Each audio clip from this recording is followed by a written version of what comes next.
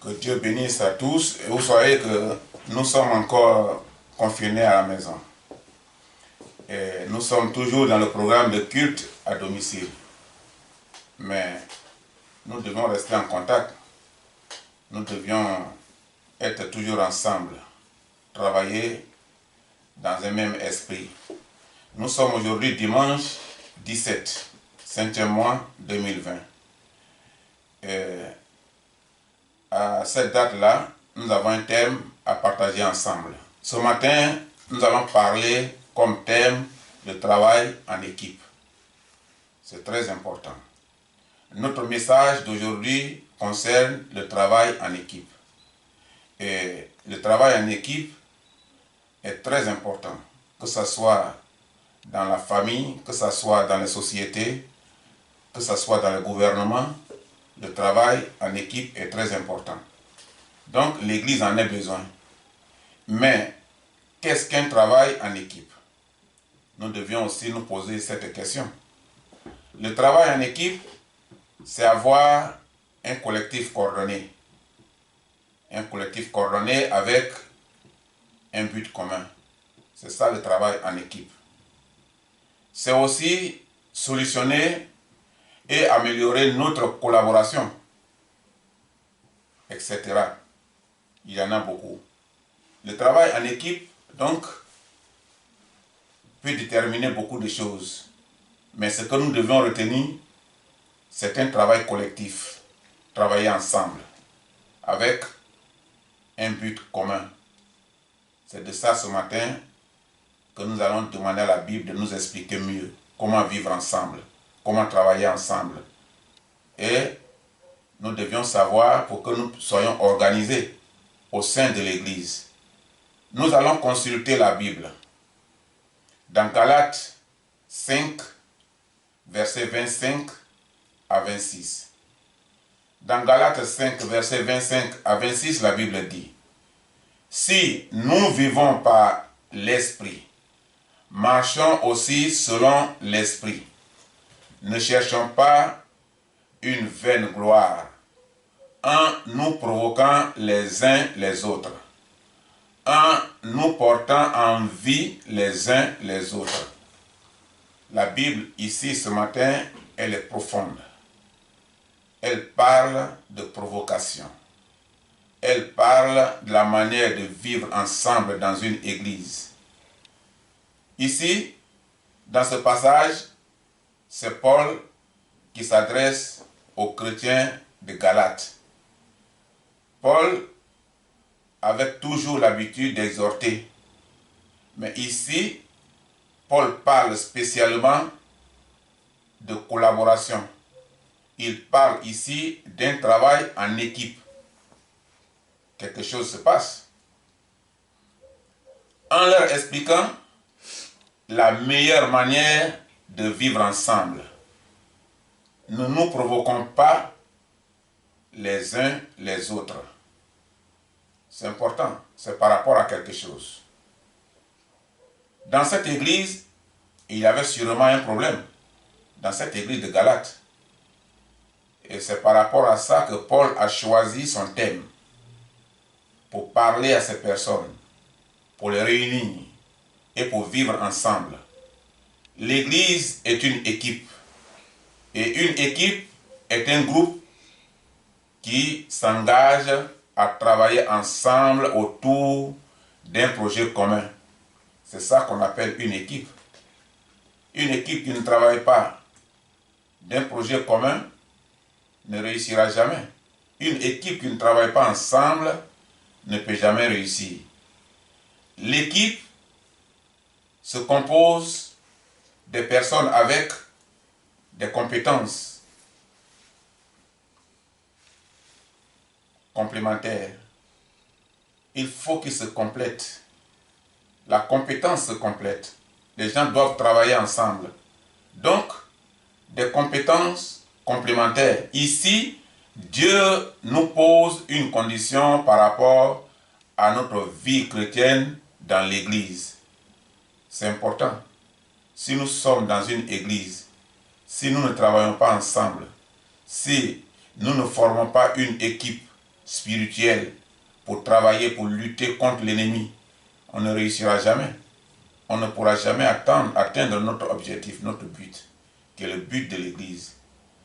Paul parle ici de l'esprit d'équipe entre les chrétiens. Il veut que les chrétiens travaillent d'un accord commun, dans un seul esprit. Parce que dans une équipe, il y a des bons, mais il y a aussi des mauvais, et il y a des moins bons dans une équipe. Dans une équipe de football, par exemple, il y a des bons joueurs et des mauvais joueurs, mais qui se trouvent dans la même équipe. Des bons joueurs et les mauvais joueurs se trouvent dans la même équipe. Et c'est de même pour chacun de nous ce matin. On peut vivre dans un milieu, mais c'est quelle catégorie que nous avons dans ce milieu-là. De même dans une église. Dans une église, il y a des chrétiens de différents niveaux spirituels. C'est pourquoi Paul leur recommande de travailler en commun. Parce que un chrétien qui arrive aujourd'hui, qui est nouvellement converti, il n'est pas le même que celui qui a passé des années. Il n'est pas le même que celui qui assume déjà des responsabilités. C'est comme quelqu'un qui va au CP1. Le niveau CP1 ne passe pas le même examen que le niveau d'un élève de la 6e. Ou l'élève de la 6e ne peut pas passer le même concours qu'un élève qui est déjà avancé dans une grande école ou un universitaire. Ce n'est pas la même chose. Donc c'est comme ça que l'Église fonctionne. Nous avons de différents niveaux. Nous avons de différents niveaux dans l'Église. Et Paul nous appelle ce matin à nous unir, à rassembler ces différents niveaux pour former une équipe compétente et travailler en commun, avec chacun sa compétence. Nous devons travailler en commun et la compréhension entre les frères. La compréhension, entre les frères. Les frères doivent se comprendre. Ils doivent être unis. C'est ça qu'on appelle l'Église. L'Église ne peut pas être comme des gens du dehors qui vivent encore sous la haine, qui encore sont là pour se critiquer, qui sont encore là pour murmurer et pour faire tout ce qui n'est pas la gloire de Dieu. À partir du moment où nous devenons chrétiens, nous devenons des enfants de Dieu. Nous avons une autre manière de voir la vie. Lorsqu'une équipe est composée de très bons joueurs et que ces joueurs ne savent pas jouer ensemble, cela peut provoquer une défaite. Parce que s'ils ne savent pas jouer ensemble, ça peut provoquer une défaite. Même s'ils sont de bons joueurs, ça peut provoquer une défaite. Lorsque l'individualité devient le principe de l'équipe, ça encore, c'est dangereux. Elle a de fortes chances de perdre devant l'équipe adverse coordonnée, l'équipe adverse collective et coordonnée. Parce que quand une équipe est coordonnée, elle joue mieux et elle peut apporter du fruit. Parce que les gens se comprennent, ils travaillent ensemble. C'est ce que la Bible demande ce matin à chacun de nous. Si les chrétiens ne marchent pas selon l'Esprit de Dieu, alors comment est-ce qu'ils seront coordonnés? Ils ne seront pas coordonnés. Parce qu'on peut être coordonné que par l'Esprit de Dieu pour vivre ensemble dans une église. Ils perdront devant l'équipe collective de Satan. Satan est organisé. Son équipe est organisée. C'est pourquoi chaque jour, Satan gagne des éléments. Il gagne des gens parmi des hommes convertis et il les ramène à zéro. Parce que simplement, ils sont organisés et ils savent travailler sous l'ordre de leur patron Satan. S'ils ne composent pas un travail en complémentarité, c'est-à-dire un travail d'ensemble, il leur sera difficile d'atteindre le but de l'Église. Les chrétiens doivent travailler ensemble, en complémentarité, pour qu'ils gagnent l'adversaire. Sinon, ils n'arriveront pas. Ils n'arriveront pas parce qu'ils ont devant eux une équipe organisée, très malin, qui nous a déjà combattus dans le jardin d'Éden face à Ève. Ève, face à cette équipe, elle a échoué. L'humanité a échoué dès le premier jour du premier combat. Donc Jésus est venu pour nous sauver. Il nous a donné des directives. Mais il nous a expliqué le plan de Satan, le plan qu'il a pour nous détourner, pour nous détruire. Maintenant que nous savons ce plan, nous devons savoir nous organiser en équipe pour combattre cet homme dangereux. Parce qu'avec l'idée d'individualité, l'Église n'atteindra jamais son objectif. Quand on est individuel, vous voyez que l'individualité n'a pas de force. Quand vous avez un seul bâton, c'est plus facile pour casser. Mais quand vous doublez, vous cassez. Vous doublez encore, il faut maintenant demander secours au genou. Simplement parce que ça devient beaucoup et ça devient un poids et il est difficile à casser. Donc quand les chrétiens travaillent ensemble, quand ils se réunissent, quand ils collaborent entre eux, ils deviennent une équipe forte pour combattre l'ennemi, pour combattre Satan. Ils peuvent atteindre leur objectif. De nos jours, beaucoup d'églises ne sont plus sur la voie de leur maître Jésus-Christ. Ils ont laissé la voie de Christ. Ils ont laissé l'enseignement de Christ. Et souvent même quand on regarde à la télévision, quand on regarde souvent certaines églises et avec certains films bizarres sur YouTube, nous voyons que nous sommes dans des conditions difficiles.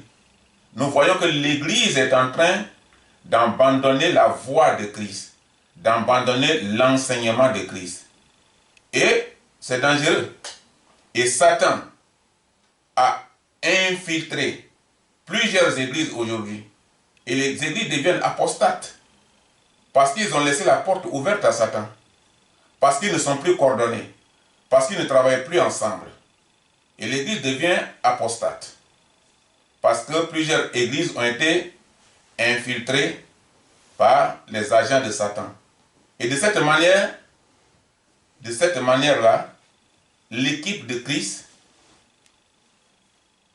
a de fortes chances pour perdre devant Satan, qui est l'équipe adverse. Nous devions comprendre ce que dit Paul ce matin. Paul dit, ne cherchons pas la vaine gloire. Paul dit, marchons dans le même esprit. Paul dit, ne cherchons pas à détruire l'autre pour régner. Alors, que doivent faire les chrétiens maintenant? Que doivent faire les chrétiens? Dans ce cas-là, la collaboration des chrétiens devient obligatoire. Ils doivent obligatoirement collaborer, travailler ensemble. Ils doivent récupérer ce qu'ils ont perdu pour vivre ensemble. Mais, si le chrétien dit qu'il est personnellement fort, il se suffit, je n'ai pas besoin de collaborer, je n'ai pas besoin de l'autre, ni de l'expérience de l'autre, finalement, on s'affaiblit. Il faut la collaboration. Et s'il refuse d'associer les autres en fin de compte, son effort n'aboutira jamais à la victoire. Parce que l'effort individuel n'aboutit pas. Prenez le cas d'un joueur, il ne fait pas la passe, il prend le ballon, il veut gagner. alors que l'équipe est composée du gardien jusqu'au buteur. Bon, lui seul, il prend, il tire où il veut. Quand ça ne va pas, l'équipe ne gagnera jamais. C'est un travail coordonné. L'autre prend, il donne à l'autre. L'autre prend, il donne à l'autre. Et l'autre prend, il donne à l'autre. Et quand ça revient dans le camp, le gardien est là pour défendre. Il y a des défenseurs. Et l'équipe travaille ensemble pour avoir une victoire. Dans l'église, chacun a son niveau, son don au service de l'église pour faire un travail de complémentarité. Dans l'église, la concurrence est en contradiction avec le plan de Dieu. On fait une concurrence à l'église. Et maintenant, l'église n'est plus un lieu où on va pour apprendre, où on va pour la conversion, où on va pour abandonner les choses du monde. Et il y a des gens aujourd'hui qui vont à l'église pour une concurrence, ce qui est en contradiction avec la Bible. Et le travail dans l'orgueil n'aboutit jamais à la victoire contre Satan, notre adversaire. Parce que lui-même là, Satan, il est orgueilleux. Donc, quand tu travailles dans l'orgueil, tu es dans son esprit. Tu ne peux pas être dans son esprit pour le combattre. Quand tu es dans son esprit, tu es déjà pour lui. Tu deviens son agent. Dans l'église, nous formons une équipe complète, selon le don de chacun. Don d'intersection. La prière. Il y en a qui sont bien dans la prière. Et ils prient. Et la prière est vraiment efficace dans leur vie pour sauver des vies, pour solutionner des problèmes. Donc, il y a des gens aussi qui sont là pour intercéder. Donc, il y a des gens qui ont le don d'intersection. Il y a le don pour la prière. Il y a le don de délivrance. Il y a l'évangéliste qui est là. La chorale fait aussi son travail. Le pasteur. Et nous formons une équipe. Et l'ensemble des chrétiens forment des dons de l'équipe de l'église. Tout ce que je viens de citer. Et il y en a même plus. On va parler de diaconat. On va parler de services d'ordre. Il y a beaucoup de services, beaucoup de départements. Et chacun a son don pour travailler. Et nous formons une équipe dans l'église. C'est l'ensemble des membres qui forment spirituellement l'équipe de l'église, avec chacun son don et son rôle à l'église. Nous avons tous un don et nous avons un rôle à jouer dans l'église. C'est important.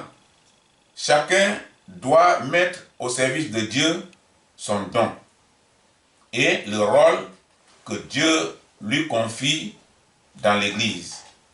Voilà ce que Dieu nous recommande. C'est une équipe forte qui doit travailler. Donc, ce matin, Paul nous enseigne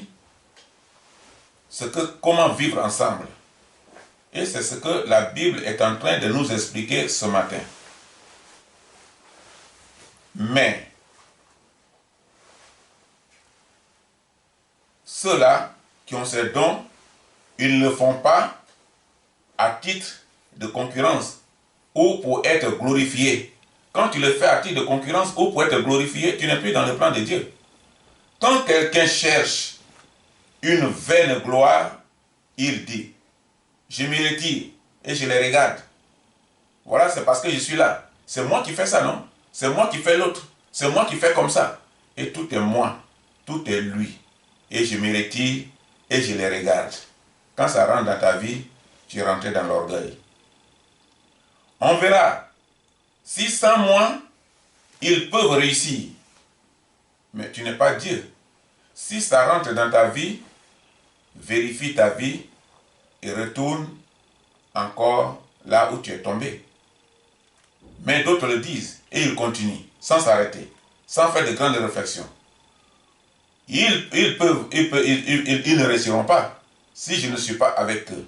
Voilà déjà l'idée qu'on se fait quand on veut se retirer, quand on veut être ennemi à l'intérieur de l'Église. Je m'engagerai quand ils vont connaître l'échec pour qu'il sache ma valeur. Quand tu commences à parler de ta valeur, tu ne parles plus de la valeur de Dieu. Tu ne parles plus de la valeur de la Bible.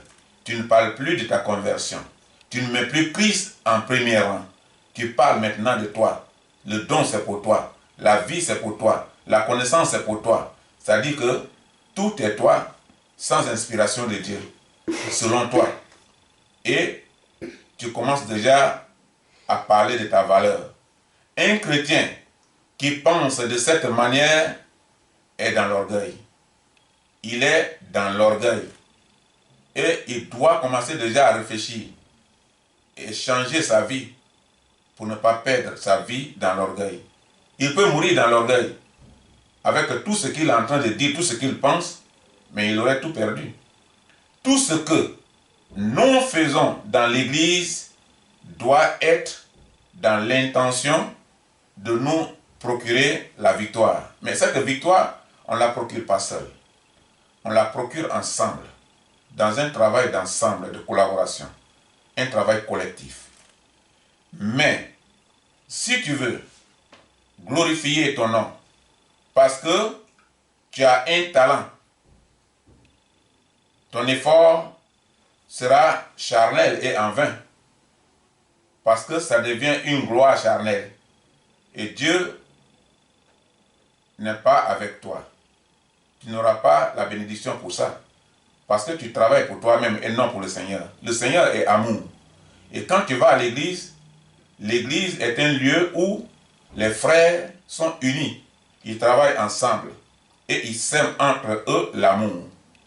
Quand il n'y a pas d'entente et la communication entre les frères, l'église ne progressera jamais. Jamais. Parce que la progression de l'église, la prospérité de l'église dépend du travail en équipe. Et elle ne gagnera pas contre Satan. Parce qu'elle n'est pas organisée. Je connais un chef de chorale talentueux. Il était vraiment bien. Il était très bien. Mais l'orgueil, le fait que Dieu l'a inspiré, finalement, il est devenu orgueilleux. Et dans son orgueil, il a dit, je vais me retirer, on va voir si le groupe musical peut continuer. Et ce monsieur, il était dans une très grande église en Côte d'Ivoire. Il était à l'église protestante baptiste œuvre et mission. Et il était le chef du groupe musical de la chorale de l'église baptiste à Yopougon. Mais il a fini par devenir musulman. Parce que son orgueil a fait qu'il a dit, je vais me retirer, je vais les voir. Et finalement, dans retirer là, Dieu ne lui a plus donné l'opportunité. Parce que c'était l'orgueil. Il est devenu musulman. Il a dit, à l'église là même, je vois que je vais aller créer moi-même. Il est parti créer. Et ce qu'il a créé là, il n'a pas eu de clients. Parce que Dieu ne donne pas dans l'orgueil. Finalement, les frères musulmans sont allés vers lui pour lui dire, mon frère, il faut laisser ça, tu viens avec nous, on va te proposer un peu d'argent, comme tu es appauvri actuellement, tu vas prendre ça pour faire tes affaires. Il a accepté. Mais est-ce que les affaires ont marché? Je ne sais plus comment il a terminé. Mais il a tout perdu. Lui qui était aimé, lui qui, derrière qui beaucoup étaient alignés à cause de son talent, quand il prenait le micro, tout le monde voudrait le voir. Mais il est devenu musulman. Parce qu'il n'a pas tenu. L'orgueil l'a transporté. Et l'orgueil l'a tué. La première défaite contre Satan, c'est le fait qu'il y ait la guerre entre les chrétiens et des églises. Les églises se font la guerre entre eux. Les chrétiens font la guerre entre eux. Mais on va où avec ça? Et les religions opposées en profitent pour avoir un avantage sur le christianisme. Parce que on profite toujours d'une occasion pour mieux te combattre. Si nous ne sommes pas organisés, si nous ne travaillons pas en équipe, c'est normal que les religions opposés profitent de l'occasion pour mieux nous diviser, pour mieux nous gagner. Et aujourd'hui, ils ont l'avantage sur le christianisme. Si nous sommes en guerre entre nous, frères, c'est dangereux pour notre âme. On doit être unis et on doit travailler ensemble. On doit chercher ce que dit la Bible et travailler sur la base de la Bible. C'est ça qu'on appelle l'équipe de l'Église, l'équipe de Christ. Nous n'atteindrons jamais l'objectif pour lequel nous sommes devenus chrétiens si nous ne travaillons pas en équipe. Et il va avoir toujours des défaites de notre équipe face à Satan. Si nous continuons de cette manière, il va toujours avoir la défaite face à Satan, notre adversaire. La défaite peut venir des compétences, les compétences des pouvoirs dans l'Église. On commence à faire concurrence entre nous, compétences. Je veux la place. Pourquoi ce n'est pas moi? Quand ça commence dans l'Église, les chrétiens perdent déjà leur force face à Satan. Et l'Église devient apostate. Quand nous cherchons la première place à l'Église et nous disons, pourquoi ce n'est pas moi et c'est l'autre? Pourquoi c'est l'autre? Pourquoi c'est celui-là mis ici? Pourquoi c'est celui-là qui chante? Pourquoi c'est celui-là qui dirige? Quand ça commence dans notre vie, nous sommes en train de partir déjà mal. Nous sortons de l'esprit d'équipe. Paul dit avoir un seul esprit. Nous sortons de l'esprit d'équipe. Si nous continuons de dire, si celui-là est à la tête, moi, je me retire. Et le dimanche prochain, je ne vais pas à l'église. Mais nous devenons quoi? Nous n'allons pas à l'église pour l'autre. Nous allons à l'église pour notre âme. Dimanche prochain, je ne vais pas à l'église parce que tout le monde nous énerve. Quand c'est comme ça, nous sommes sortis de la vision de Dieu. Nous ne travaillons plus en ce moment-là dans un seul esprit.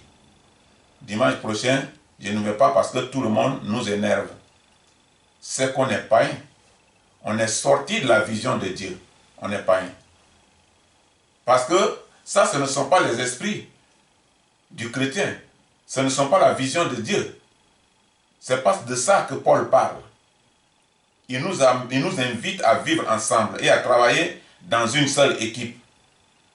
S'il y a compétition des pouvoirs dans l'Église parce que je vais prendre cette place. Cette place-là, je vais prendre.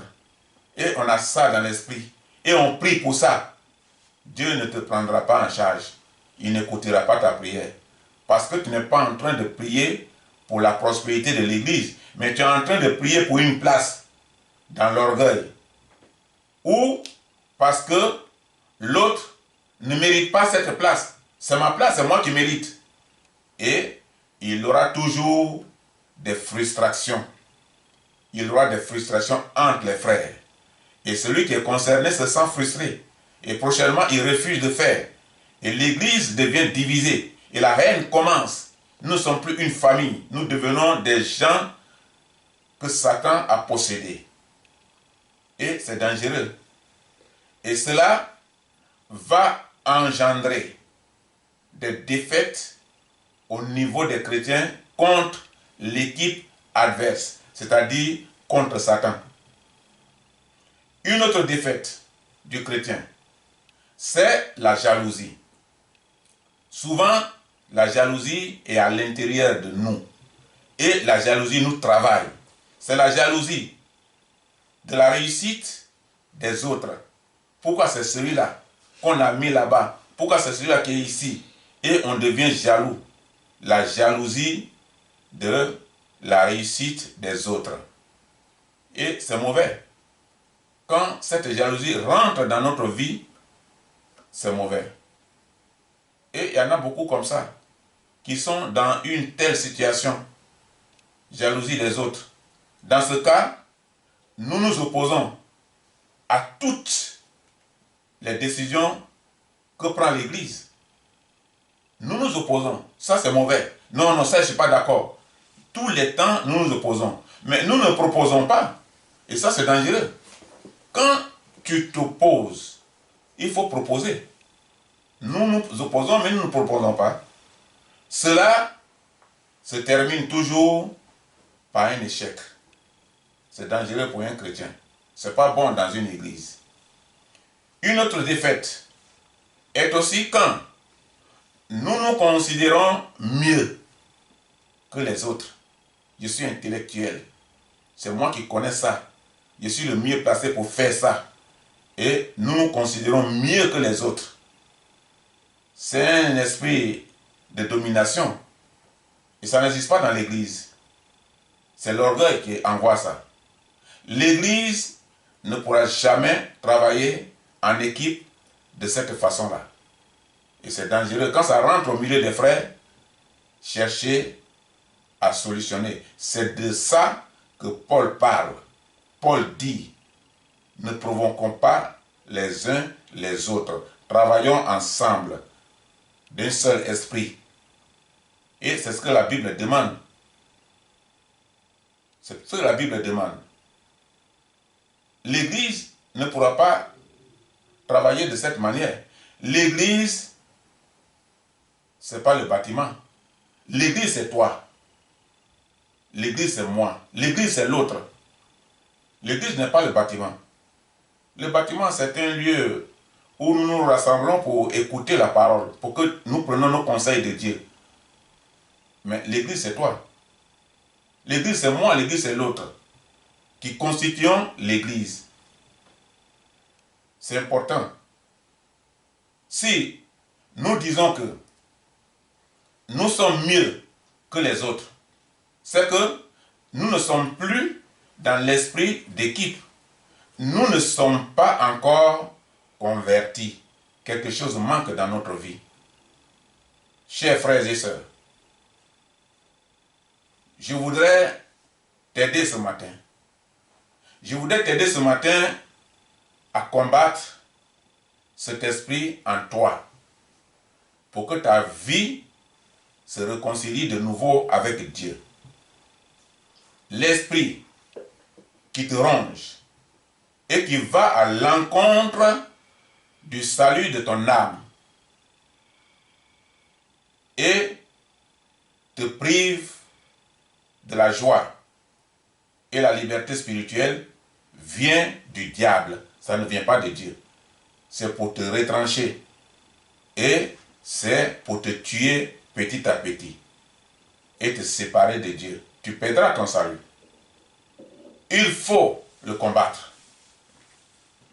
Il faut le combattre. Il faut te libérer de cet esprit. Quand vous rentrez dans une critique systématique du travail des autres, vous n'êtes plus dans l'esprit de Dieu. Vous n'êtes plus dans l'esprit de Dieu. Et vous devez faire attention. Quand ces choses arrivent dans notre vie, nous devions faire attention. Maintenant, nous allons voir en bref ici une condition de vie. Quand tu vois ces choses comme ça dans ta vie, c'est l'un des indicateurs que tu n'es plus sur le plan de Dieu. Quand vous constatez ces choses dans votre vie, c'est l'un des indicateurs que vous êtes sorti de la vision de Dieu. Il y a des critiques objectives, au sens propre et spirituel. On peut critiquer certaines choses, mais on peut proposer. Et si l'idée est bonne, l'Église choisit. c'est pour la prospérité de l'Église. Dans ce cas-là, proposer la modification du travail dans le sens de faire progresser l'Église, dans le sens de faire prospérer l'Église. Je m'oppose, mais je ne propose pas. C'est un signe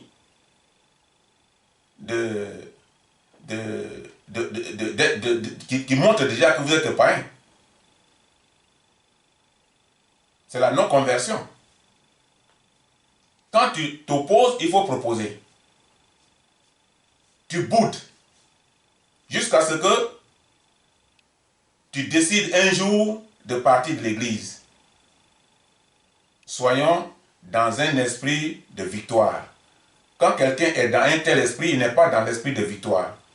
Si nous sommes des chrétiens travaillant en équipe pour rester dans l'esprit de victoire et de bon cœur, dans l'Église, on ne doit pas avoir des groupes de conférences, de critiques à la maison.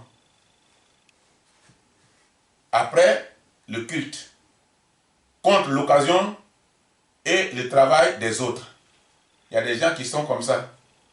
Quand ils quittent à l'église, comme ils sont 2 frères, 3 frères, 4 frères, c'est-à-dire 4 membres d'une même famille, arrivés à la maison, tabouret, grrr, j'ai dit, oh, viens ici, tu as écouté le message là, et les critiques commencent, les accusations commencent, les attaques commencent.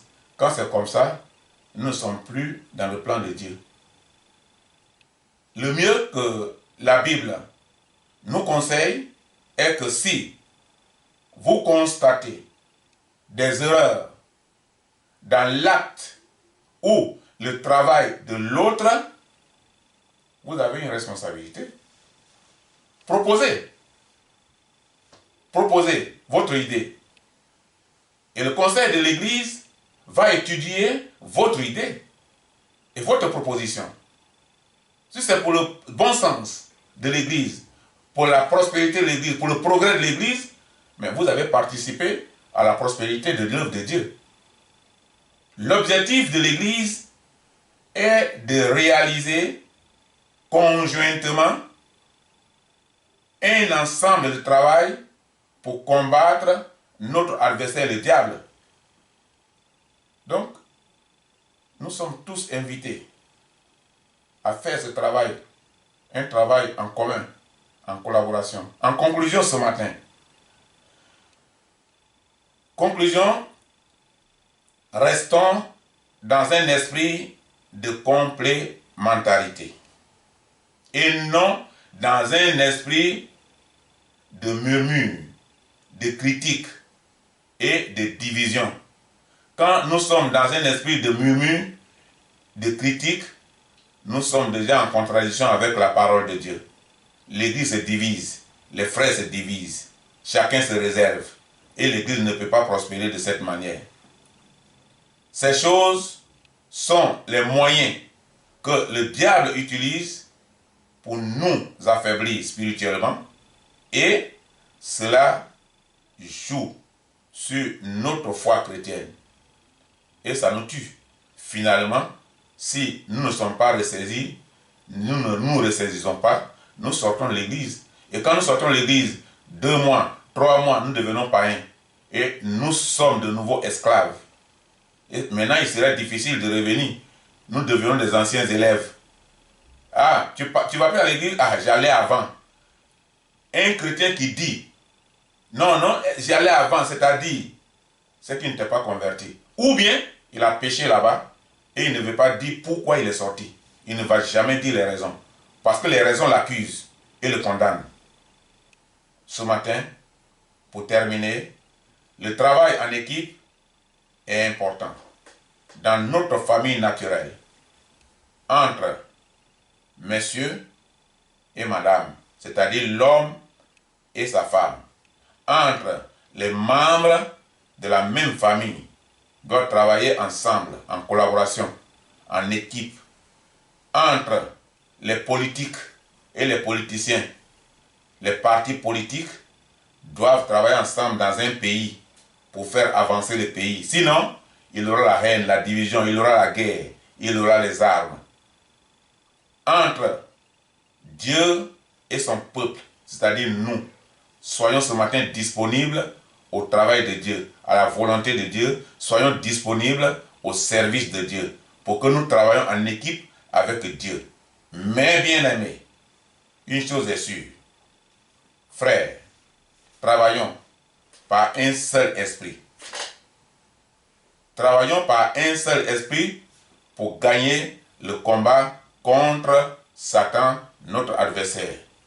C'est là ce matin que nous allons nous arrêter. Que Dieu nous bénisse.